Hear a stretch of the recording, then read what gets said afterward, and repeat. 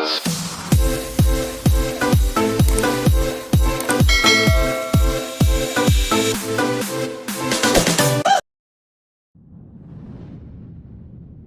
The history of what is today the Philippines started with the arrival of its first humans. It is believed they used rafts or boats around 60,000 years ago, with groups of diverse people settling in the archipelago.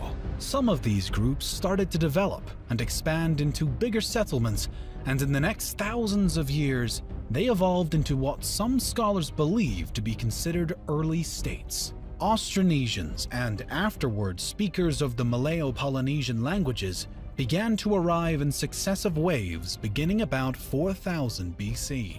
According to the existing evidence, a jade culture existed on these lands, starting with the Neolithic era. By 1000 BC, it is believed that the inhabitants of the archipelago had developed into 4 distinct kinds of people: tribal groups, warrior societies, the petty plutocracy, and the harbor civilizations. Also important to note is the fact that the metallurgy reached the archipelago due to trade with India. Around 300 to 700 AD, the seafaring people of the islands began to trade with the Indianized kingdoms in the Malay archipelago and the nearby East Asian principalities, adopting influences from both Buddhism and Hinduism. Some cultures of present-day Vietnam showed evidence of an extensive trade network. Artifacts and goods were traded, such as glass, agate, or gold. There were also other items present in the region which were most likely imported, including ear ornaments that have been found in archaeological sites in the Philippines, Thailand, and Taiwan. The Indian culture influenced the Southeast Asian region, starting with the 1st century. During the period of the South Indian Pallava dynasty and the North Indian Gupta Empire, Indian culture spread to Southeast Asia, and it reached the Philippines, which led to the establishment of new kingdoms largely influenced by the Indian culture and traditions. The date inscribed in the oldest Philippine document found so far, the Laguna copperplate inscription, is 900 AD. From the details of the document, written in Kawi script, the bearer of a debt, Namwaran, along with his children, is cleared of a debt by the ruler of Tondo. This is the earliest document that shows the use of mathematics in pre-colonial Philippine societies. A standard system of weights and measures is also demonstrated by the use of precise measurement for gold and other items, as well as in astronomy. From the various Sanskrit terms and titles seen in the document, the culture and society of the Manila Bay were that of Hindu Old Malay amalgamation, similar to the cultures of Java, Peninsular Malaysia, and Sumatra at the time. In the years leading up to 1000, there were already several maritime societies existing in the islands, but there was no unifying political state encompassing the entire Philippine archipelago. Instead, the region was divided into numerous semi-autonomous city-states under the rule of the plutocracy, while a number of states existed alongside the highland societies. These smaller structures alternated between being part of or being influenced by larger Asian empires like Maya Pahit. Around 1225, the nation of Mai, a Buddhist pre-Hispanic Philippine island state centered in Mindoro, flourished, attracting traders and shipping from the kingdom of Ryukyu to the Empire of Japan. Chao Jakua, a customs inspector in Fujian province, China, wrote the description of the barbarous peoples, describing trade with this pre-colonial state.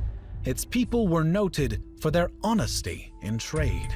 Much of what is now Indonesia was ruled by the Hindu Maya Pahit Empire. During the 1300s, this empire ruled over Luzon Island and the Sulu archipelago. As more and more influence was on these islands, skirmishes and battles also existed. Some local tribes were waging incessant guerrilla warfare against them. Eventually, The kingdoms of Luzon regained independence from Mayapahit after the Battle of Manila 1365. Sulu also re-established independence, and in vengeance assaulted the Mayapahit province of Brunei before a fleet from the capital drove them out. The start of the Islamic era in Indonesia set the collapse of the Mayapahites as its provinces eventually seceded and became independent sultanates.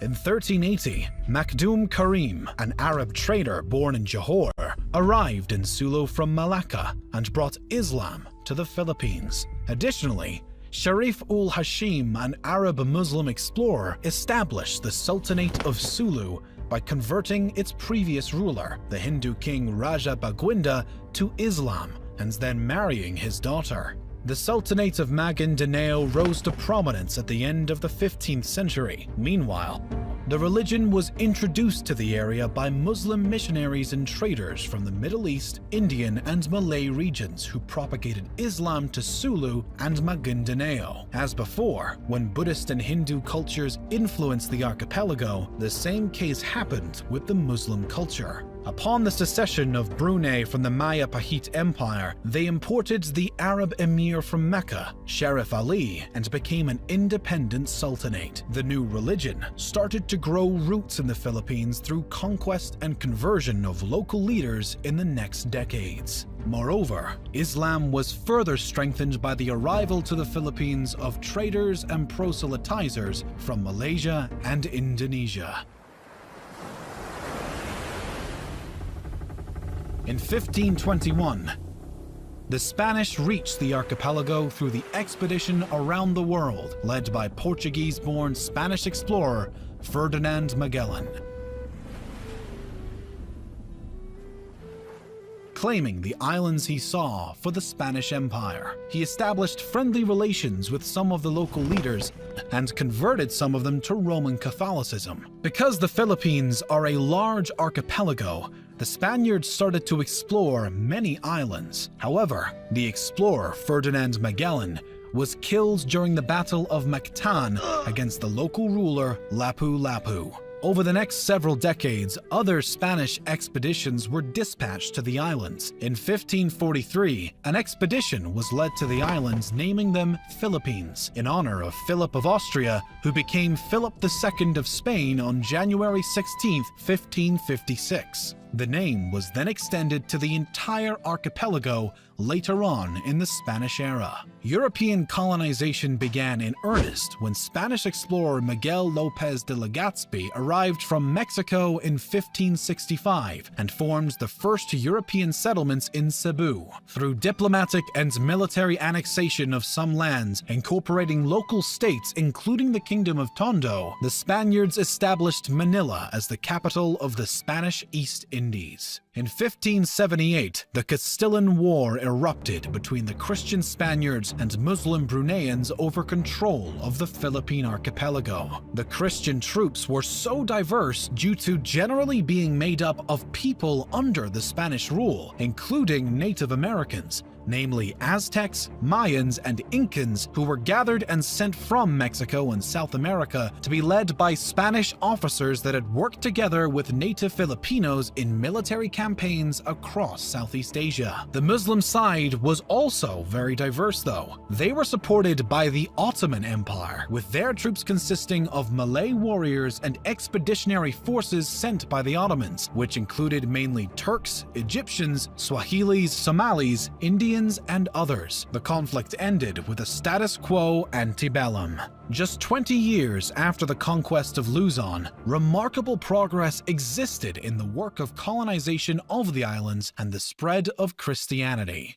A cathedral was built in the city of Manila with an episcopal palace. Other monasteries and churches were built across islands, and more people started to convert to Christianity. Furthermore, Spanish and Mexican families settled in the new lands, creating stronger communities. Much of the archipelago came under Spanish rule, creating the first unified political structure known as the Philippines. Spanish colonial rule saw the introduction of Christianity, the code of law, and the oldest modern university in Asia. The Philippines was ruled by the Mexico-based viceroyalty of New Spain, and after, the colony was directly governed by Spain. Many of the local people revolted in the next centuries due to some abuses made by the Spanish authorities. Their rule ended after the American-Spanish War at the end of the 19th century in 1898. The Philippines became a territory of the United States. The United States then established the insular government to rule the Philippines. In 1907,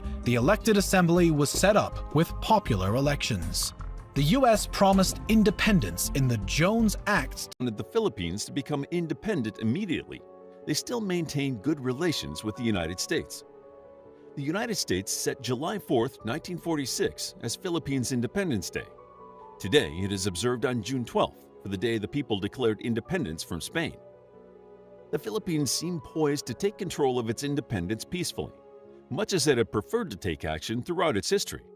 But another major world event threatened to destroy its work and leave the Philippines trapped as a colonized territory. The Philippines became involved in World War II very suddenly when Japan, hours after bombing Pearl Harbor, launched an invasion of the archipelago in 1941. The Filipino people had been peaceful people concerned with social harmony, so they were unprepared for the violent invasion that led to the Japanese occupation during the war. The American soldiers tried to help the Filipino people defend their country, but the Japanese attack was too strong. The U.S. troops on the islands surrendered to Japan in 1942. Still, the Filipinos remained loyal to the United States and its own nation. The Japanese occupation was greatly reduced by guerrilla warfare, which both Filipino and American soldiers practiced in the archipelago. The war ended in 1945, and the United States began helping the Filipino people rebuild their home. They welcomed the American soldiers as fellow comrades in arms, and America helped re-establish the Filipino democratic government. On July 4, 1946, the Philippines finally declared its independence peacefully, right on schedule. It had finally achieved the independence they had been striving for since the Spanish conquistadors first landed on Filipino soil.